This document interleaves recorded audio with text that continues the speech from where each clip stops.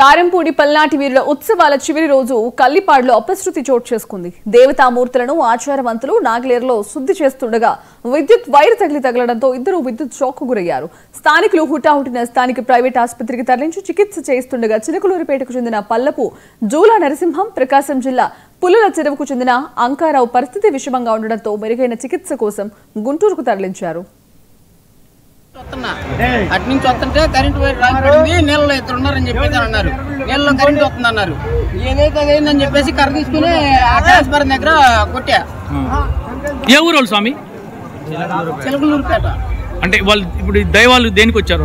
వాళ్ళు ఎక్కడ వస్తారు కదా కారంపూడి, వాళ్ళు ఇబ్బంది అయ్యేది, చాలా రిస్క్ అయ్యేది. నేను కానీ ఆ కరెంట్ దిగిపోతే ఇప్పుడు వాళ్ళకి ఏమైంది స్వామి? ఏం లేదు, ఇద్దరు సేఫ్లోనే ఉన్నారు.